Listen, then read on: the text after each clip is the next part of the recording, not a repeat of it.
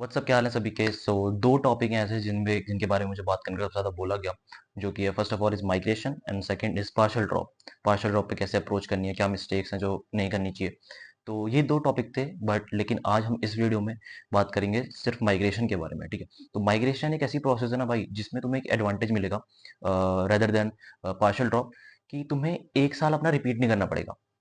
अगर तुम partial drop के लिए जाओगे तो तुम एक साल किसी कॉलेज में परस्यू करोगे, बट जब तुम नेक्स्ट ईयर दूसरे कॉलेज में जाओगे तो तुम्हें फर्स्ट ईयर दोबारा करना पड़ेगा।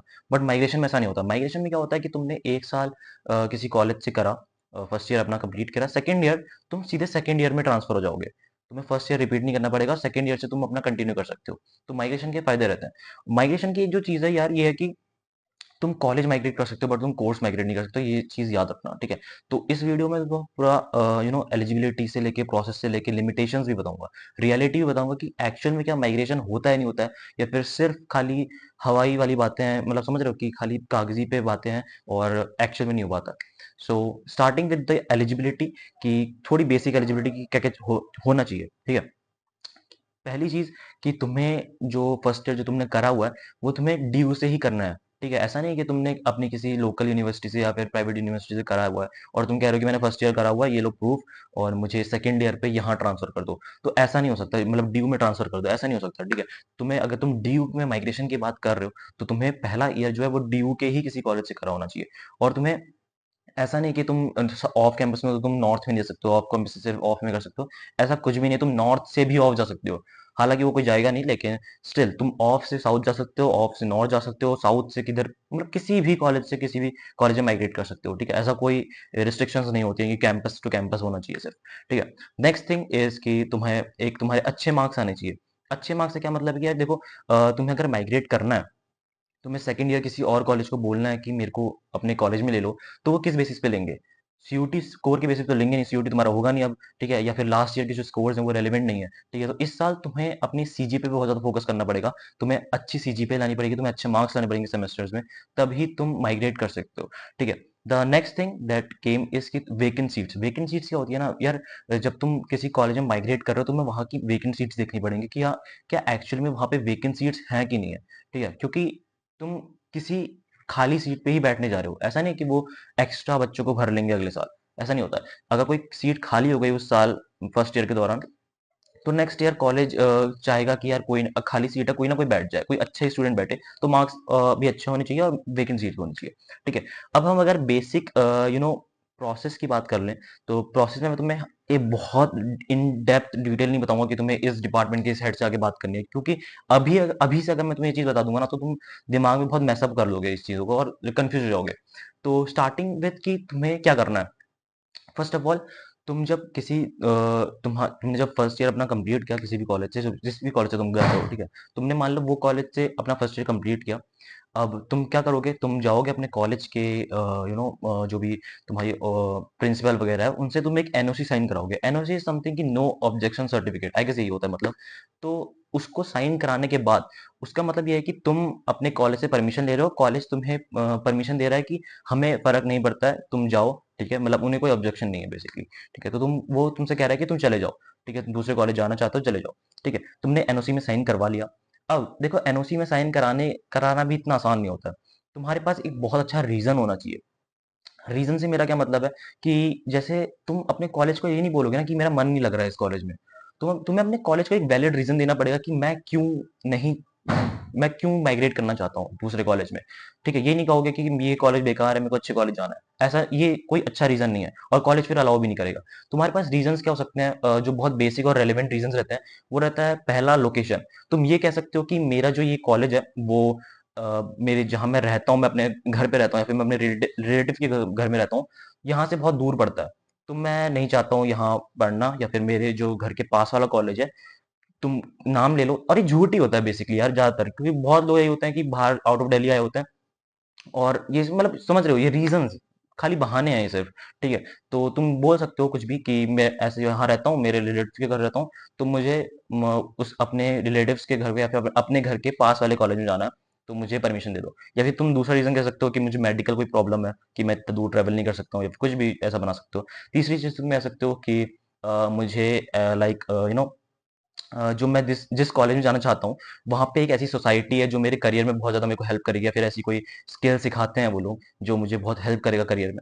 तो तुम वहाँ ये रीज़न देके या बहाना देके तुम माइग्रेट कर सकते हो, ठीक है?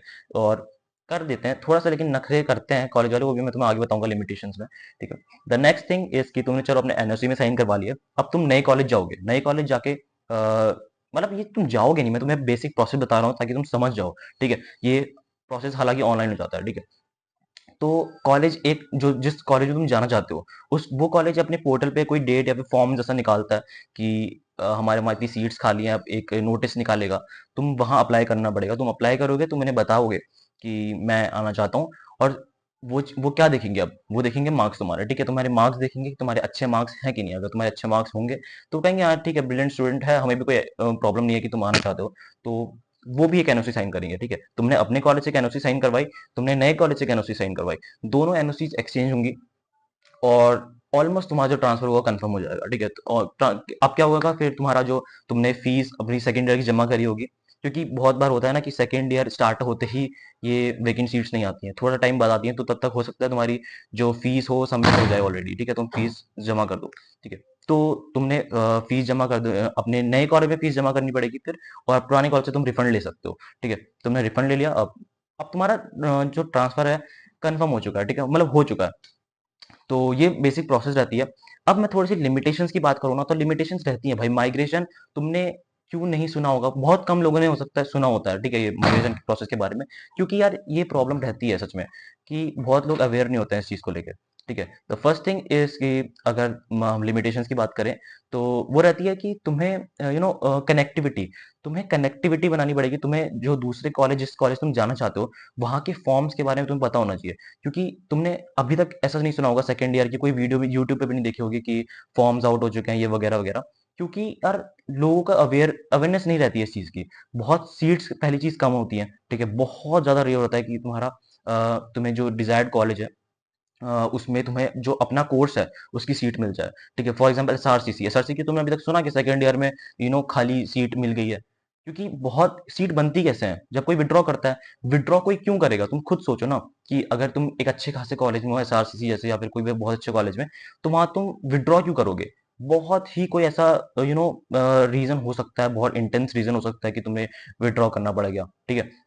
वरना बहुत कम लोग विड्रॉ करते हैं, तो बहुत ज्यादा कम सीट्स अवेलेबल रहती हैं, ठीक है? तो कनेक्टिविटी भी वही है कि तुम्हें पता होना चाहिए, तुम्हें कनेक्शंस बनाने पड़ेंगे, कहीं ना कहीं से तुम्हें जुगाड़ लगाना पड़ेगा लोगों से कि यार मेरे को बता देना कि जब तुम्हारे फॉर्म्स वगैरह आउट हो। फॉर्म्स अगर जैसे डायरेक्टली तुम कैसे कर सकते हो, तुम फेस्ट वगैरह में जब अटेंड करोगे, तो वहाँ दोस्त बनाना, उनसे कहना कि यार अपने ग्रुप वगैरह में मेरे को ज्वाइन कर लो, या फिर मेरे को कॉल कर देना, मैसेज कर देना अगर तुम्हें पता चले कभी फॉर्म आउट हुए, ठीक है? ज्यादातर ये तभी होता है जब ये सीयूईटी वाला प्रोसेस खत्म होता है ना, उसके अराउंड भी होता है। जैसे आज से एक महीने पहले मेरे दोस्त ने मैसेज करा कि यार एसआरसीसी में, वो बेसिकली, बट देखो कनेक्टिविटी ये होती है, वो एसआरसीसी में है बंदा, बट उसने मेरे को रामजस का भेज दिया कि यार ये लिंक है तो अप्लाई कर ले। बट मेरा अभी तक अब मन नहीं था, ठीक है, करने का, अप्लाई करने का, तो मैंने अप्लाई तो नहीं करा। दो सीट खाली थी, अब तो दो सीट सिर्फ दो खाली है रामजस कॉलेज में, बी कॉमर्स की सिर्फ दो सीट खाली थी माइग्रेशन के लिए।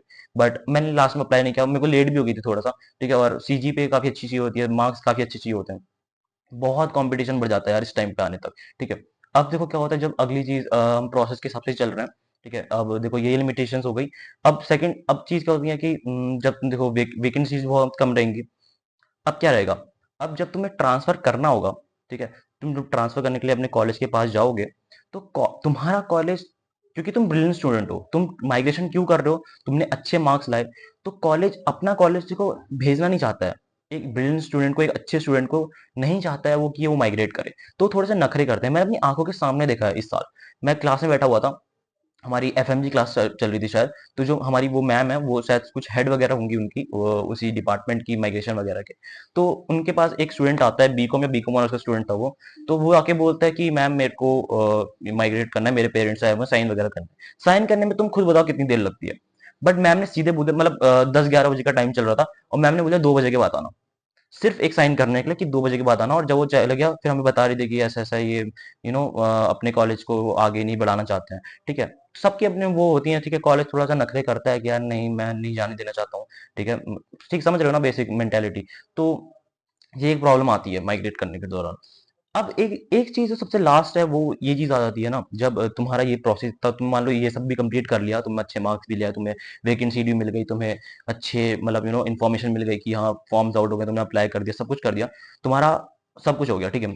लेकिन लास्ट में पता क्या रहता है, मतलब ये लास्ट में तो नहीं रहेगा एकदम, अगर तुमने इतनी प्रोसेस फॉलो करी है तो तुम ये इस स्टेप पे तो नहीं अटकोगे।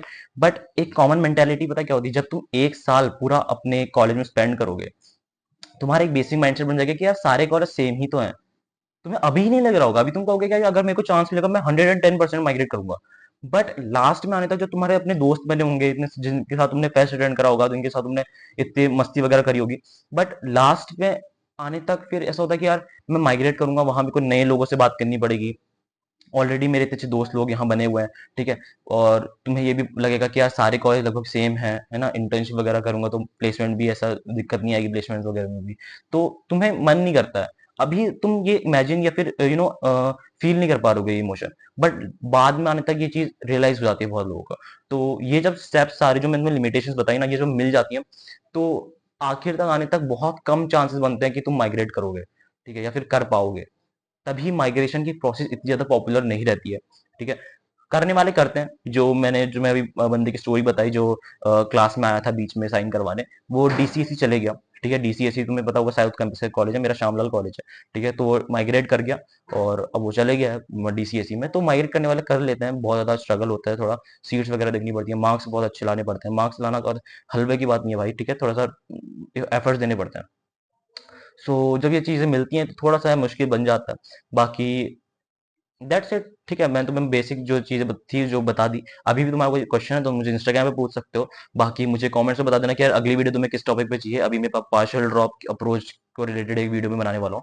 बाकी तुम बताना तुम्हें सेमेस्टर एग्जाम्स के बारे में अगर कुछ चाहिए, या फिर इंटरनल के बारे में, अटेंडेंस के बारे में, कुछ भी अगर तुम्हें चाहिए तो तुम मुझे बता देना, कमेंट्स में बताना, आइडियाज दे देना कि कैसी वीडियो तुम्हें चाहिए आगे, ठीक है। That's it for this video, see you in other video, till then keep hustling be a man, piece.